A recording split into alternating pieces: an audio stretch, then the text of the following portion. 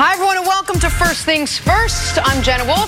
That is the Hall of Famer, Cris Carter. This is the temporary Hall of Famer, Nick Wright. Temporary only because if I say it for too many days, I'm going to get something from him. No. So enjoy it, hang out in it, marinate in it. As a Hall of Famer. Cris is in one of the most recognized Hall of Fames in the world.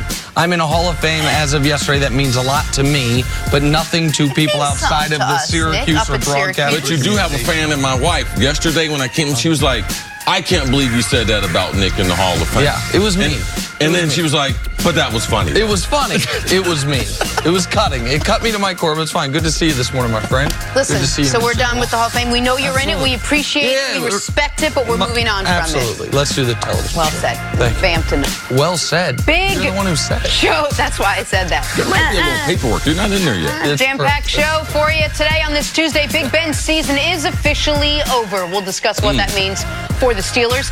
The Saints will try to stay afloat until Drew Brees returns, but we start with a little Monday night football. Jets, Browns, and OBJ put on quite a show in his return to New York with a highlight reel one-handed catch there. Also scored his first touchdown as a Brown.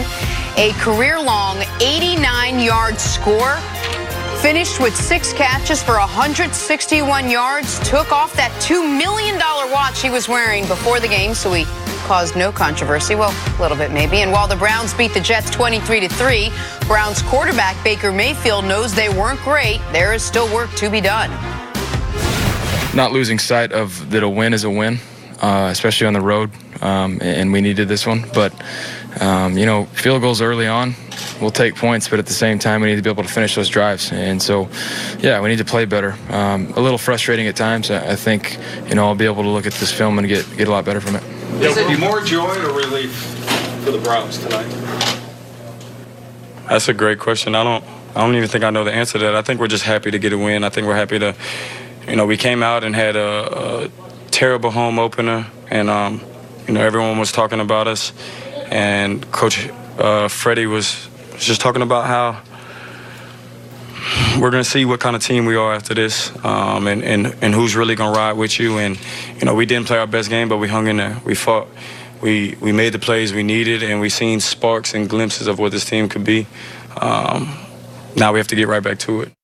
I got to tell you, if you listen to both those guys and probably the rest of the locker room, you know, you might not know if they won or lost, just sort of where the mood is, and that's because they didn't come out and play a great game. Should the Browns be encouraged by their win over the Jets last night? They should. All NFL games are hard, but when you look at what they were facing, starting quarterback of the Jets not there. Okay, now they're back up. Trevor Siemian, he's in. I believe that he broke his leg or fractured his ankle in that play with Myles Garrett. He's not there. Bringing a guy who doesn't have any experience and to not be able to score more points on that defense without C.J. Mosley in the middle out, without the young kid from Alabama, Quentin Williams there. No, they should be disappointed. That's why their message was tempered. But, yes, they played off in week number 1. They were able to get a win on Monday Night Football. They're 1-1 at this point in the season. They have to get drastically better. If there's thing I'm concerned about, they're with that offensive line. That offensive line, the last half of last season, they played tremendous football. And when they don't play tremendous football, when they don't have a consistent running game, which they haven't had this year, Baker Mayfield is going to be affected by it. His stats are affected by it. But Baker Mayfield is a very accurate quarterback. You still have to remember with the wide receiving core with OBJ, there's some chemistry things that are going to be worked out. But,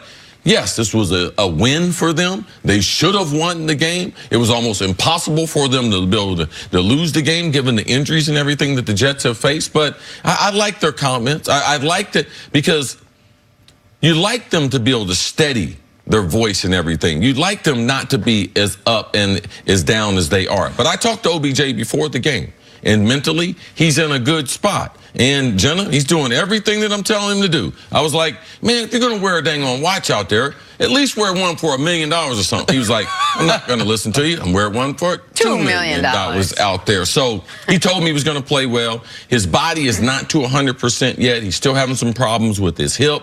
But overall, where he is psychologically, He likes the locker room. He likes the feel of this team, and it resulted in him having a tremendous performance last night. No matter what the Jets quarterback situation was going into the game or was once we got into the game, this was a must-win game for the Cleveland Browns. If they had lost to the New York Jets, whether it was Sam Darnold, Trevor Siemian, or Luke Falk playing quarterback, you are on level 10 panic alert for the Browns in their season, particularly given their upcoming schedule, which I know we can get into later in the show. And so they had to win this football game. And I would argue one side of the ball played an A-level game. No matter who the quarterback is, the defense played as well as you can play. We're not discounting the Patriots' defensive performances from the first 2 weeks of the year because they played inferior competition. That defense was exceptional. And on the offensive side of the ball, one player was exceptional for Cleveland, Odell. There are 2 A-plus 5 out of 5 star players, not that we project are going to be, but right now in the NFL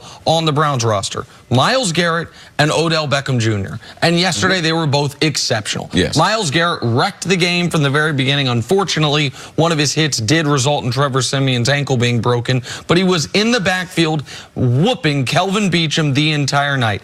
And Beckham, from the first drive of the game, when he had just a spectacular one-handed catch that we've been showing, to late in the game when he had the longest score of his career, and just a vintage Odell play from his Giants days, which is a very basic pass. It goes 6 yards in the air, and then he does all the work, where he topped out at, we were talking before the show, nearly 22 miles per hour as the Jets safety May had, I don't know what angle he's taking, but it's the wrong one, and Odell absolutely streaks down the field.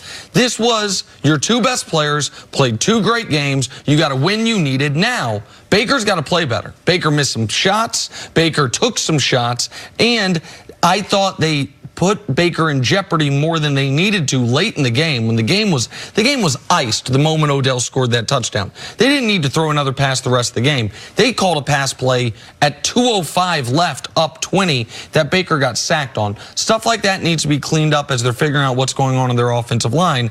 But maybe it wasn't the prettiest win, but it was a wildly necessary win for the Cleveland Browns. So if you look at this roster, if you look at the various units on the team, which unit concerns you the most? Where do they go back to the drawing board and say, this is where we really need to shore up? Well, you got to be concerned about the offensive line. And Baker Mayfield last year, down the stretch of the season, they kept Baker clean.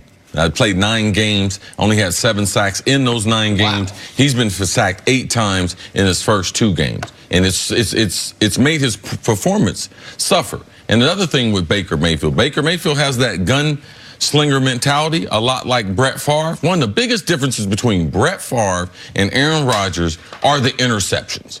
It's not that much different. The passing percentage, it's the interceptions going the other way. And Baker Mayfield has that going since week number 4. He's thrown 18 interceptions from last year, which leads the NFL. So if you get him hit and he continues to turn the football over, it's going to be a problem. But Nick had mentioned the defense is only going to get better. I'm not in a panic, but I do have concern, though, with that offensive line. And the other thing for the Browns, big picture, as good as they were at the end of last season, the one asterisk that would be attached to it was the way the schedule fell. They didn't play a lot of really good teams. Since Baker's taken over as the quarterback, they were 1-5 last year against teams that finished with a winning record. Their next 5 games: Rams, Ravens, Niners, Seahawks, Patriots. You know what all 5 of those teams have in common?